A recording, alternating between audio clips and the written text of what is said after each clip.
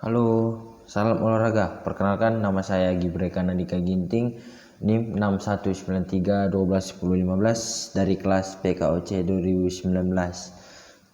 Sebelum masuk ke dalam materi, sebelumnya saya minta maaf terlebih dahulu karena tidak bisa membuat video atau presentasi lebih rapi atau lebih baik dari sebelumnya, karena saya tidak pakai baju yang berkerah karena saya lagi di karantina di rumah sakit Marta Priska. Jadi ibu dosen mohon keringanannya atas pakaian saya.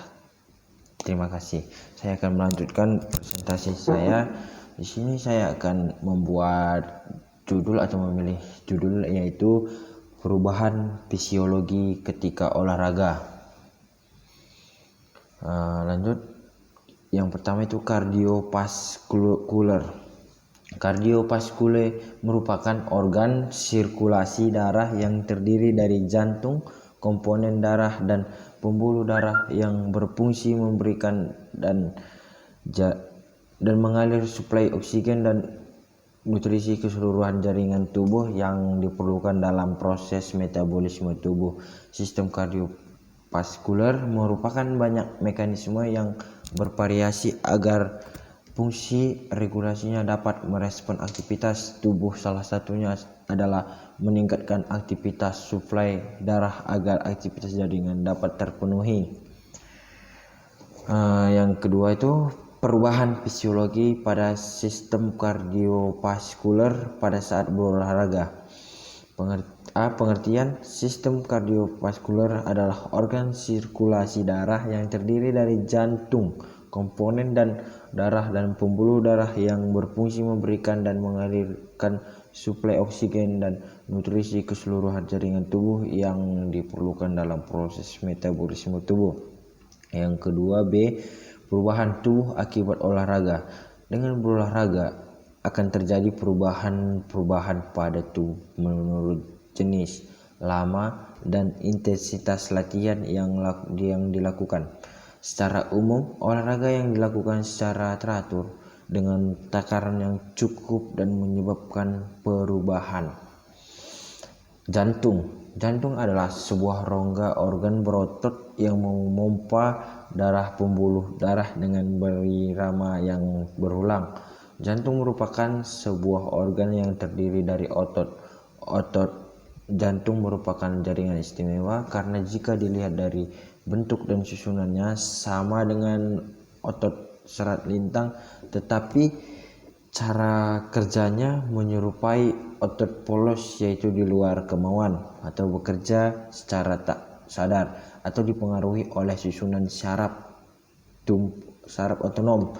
Jantung menyerupai jantung pisang, bagian atasnya tumpul atau pangkal jantung dan disebut juga basis cordis. Di sebelah bawah agak runcing disebut apex cordis atau efek akut latihan pada sistem kardiovaskuler.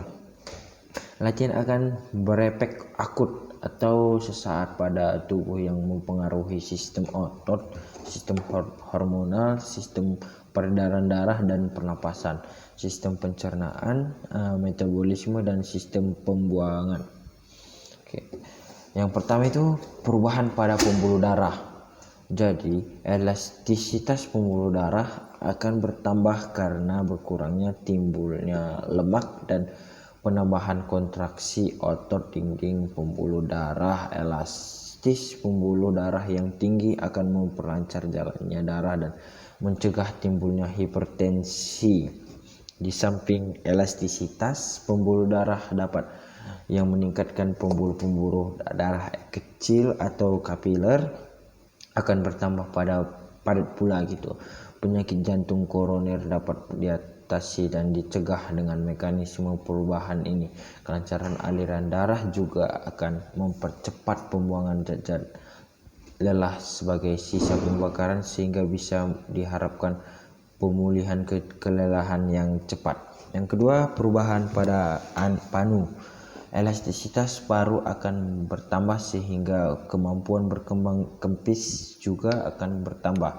Selain itu, jumlah alveoli yang aktif atau terbuka akan bertambah dan olahraga teratur. Kedua hal di atas akan menyebabkan kapasitas penampungan dan penyaluran oksigen ke darah dan bertambah. Pernapasan bertambah dengan frekuensi yang benih kecil bersamaan dengan perubahan-perubahan pada jantung dan pembuluh darah.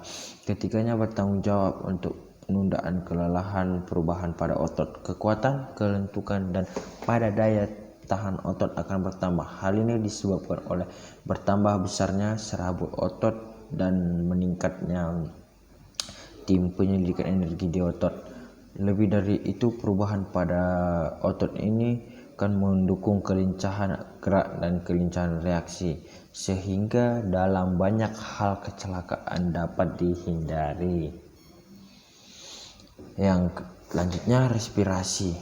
Respirasi adalah peristiwa menghirup udara dari luar yang mengandung O2 atau oksigen ke dalam tubuh serta menghembuskan udara yang banyak mengandung CO2 atau karbon dioksida sebagai sisa dari oksida keluar tubuh. Peristiwa menghirupkan udara ini disebut inspirasi dan menghembuskan disebut ekskreasi. Istilah respirasi digunakan dalam teks sebagai sinonim untuk respirasi paru karena pada sistem pernapasan atau paru-paru memainkan peran kunci dalam mempertahankan homeostasis darah atau gas, yaitu O2 dan CO2 tensions. Selama latihan dan pemahaman tentang fungsi paru selama bekerja adalah penting bagi mahasiswa fisiologi olahraga. Itu adalah tujuan dari bab ini, untuk membahas desain dan fungsi dari sistem pernapasan selama latihan. Yang kedua, fungsi paru-paru. Tujuan utama dari sistem pernapasan paru-paru adalah untuk menyediakan sarana pertukaran gas antara lingkungan luar dan tubuh. Artinya, sistem pernapasan menyediakan individu dengan cara mengganti O2 dan mengeluarkan CO2 dari darah. Pertukaran O2 dan CO2 antara paru-paru dan darah akibat terjadinya ventilasi dan difusi. Ventilasi yaitu mengacu prosesnya mekanisme untuk memindahkan udara atau keluar dari paru-paru. Difusi yaitu pergerakan acak molekul dari tempat dan konsentrasi tinggi ke tempat konsentrasi rendah. Yang A, pengertian metabolisme. Metabolisme berasal dari bahasa Yunani atau metabolisme perubahan atau metabolisme atau perubahan gitulah.